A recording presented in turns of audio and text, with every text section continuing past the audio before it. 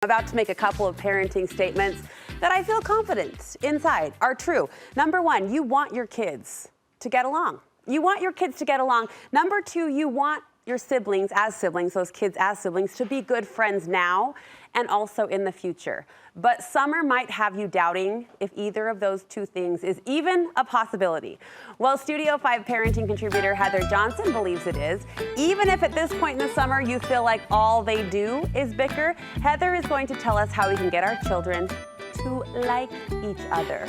I mean, we hope they love each other, but can they like each other too? Yeah, absolutely, they can like each other. It's true. This is, honestly, I kind of teed it up lightly, and I'm actually sorry for that because we poked at this topic on a show I hosted for BYU TV, Family Rules.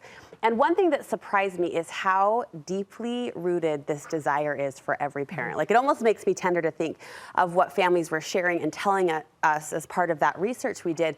Parents want this so desperately for their kids to be close. They do. They want it really bad. And on top of that, they're looking ahead, right? And I see it actually on the other end now, where families come into my office and their children are now grown with their own families and they don't have good relationships. Yeah. And the impact that it has, it is crushing. It really is. It's crushing to parents when their kids aren't close to one another, when siblings don't get along. It's hard. Can I ask a hard question? Is it ever too late? And I think you're going to say no, but really, is there some work that we want to do early in order to prevent that devastation? We always want to do the work early. Yeah. Always. We always want to do that work early. You know, there's lots of reasons when we look, especially, you know, we joke about it being summer and we've got kids who are trying to get along and they've been home for 6 weeks and they're navigating that. They're also trying to kill each other at the same time. Yeah. We're doing all that. And there's lots of things that get in the way there. There's them wanting to be right. There's kids looking at things that if they're not fair. There's different temperaments.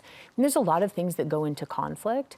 It's a really normal space for kids to be. It's really normal if your kids fight and argue while they're being raised together. Say it again. So normal. Say it again.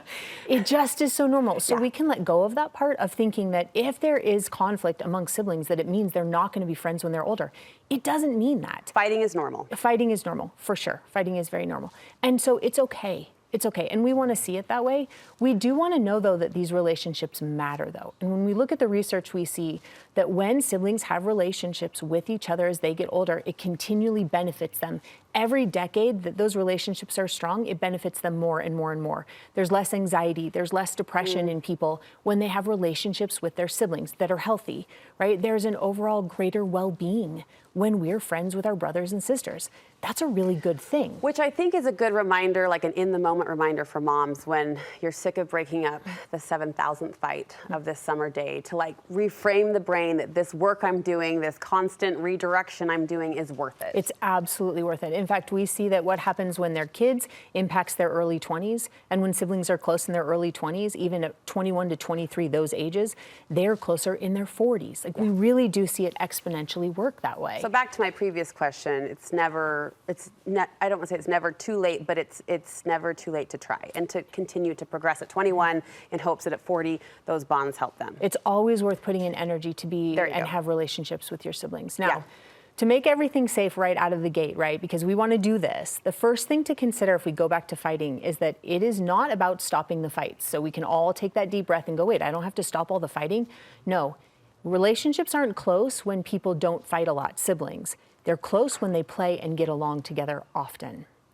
So we want to stop putting all of the energy into stopping the fighting and put all of the energy into creating the memories and helping them have fun together. Creating the positive experience. Having fun together and the positive experiences means more for the quality of a relationship than lack of fighting. That's really reassuring. Isn't that so cool? That feels so good. Well, it lets us know the positive is always going to win. It's always going to have more power. And it's within my control. And you can do that, right? So we put all this energy into get along, cooperate, stop doing this, stop doing that. Instead, let's take a step back and go, wait a second, let's put all of our energy into how we can play. Yeah. Let's have more fun together and make more memories together. That will do more to build sibling relationships than stopping the fighting. Okay, so we're going to release the worry about conflict and fighting. We're going to focus our energy toward the positive connection points.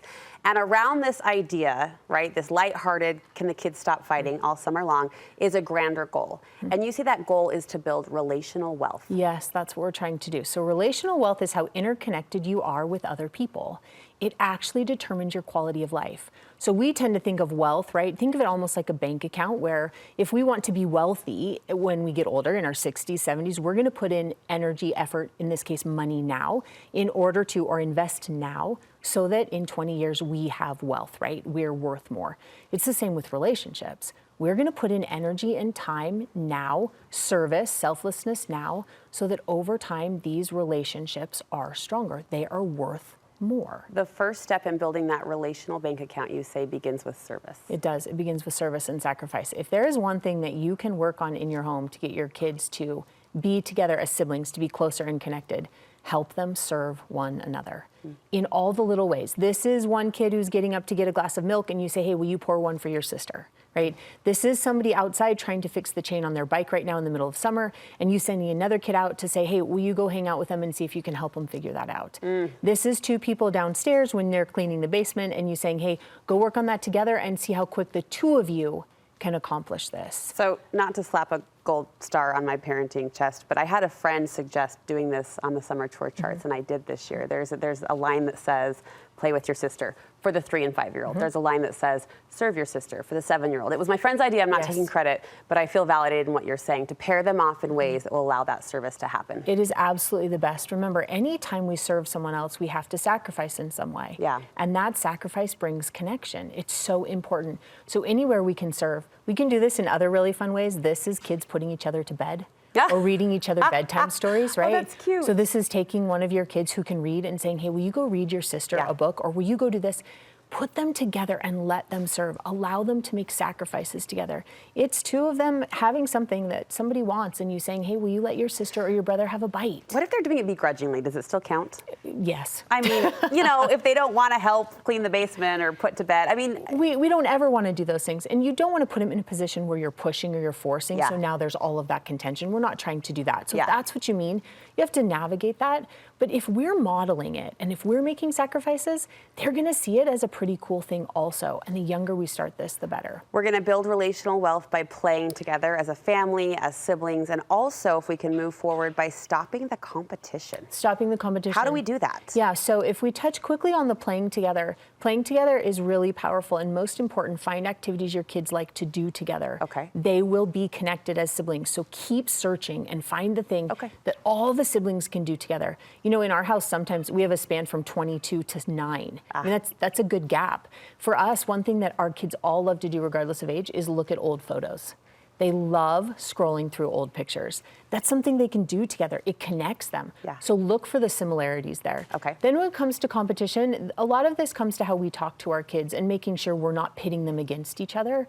We often say things like, could you do it more like your sister? Or your brother never has that problem. That's breeding competition. We don't want to pit siblings against each other. We're hurting the relationship. One of the ways we can best do that also is to make sure that we're spending one-on-one time with our kids. When they get individual time with us and don't have to fight for that time, they then don't have to compete with their siblings. They compete with them less when they get one-on-one time with us. So keep that in mind. Find 15 minutes a day to be with them. They will compete with their siblings less when they're hanging out with us. I sort of feel like I just got a 7-minute PhD in sibling connectedness. Yes. So thank you so much, connectiveness. Thank you so much, Heather. We'll post this conversation on our website and on our YouTube channel as well, if you want to review it with a partner or a spouse or even as a family, to see how you might promote this relational wealth at home. And Heather has a private practice where she coaches families and individuals. Her contact information is on our website too. Thank you. Again, that was meaty and that was good.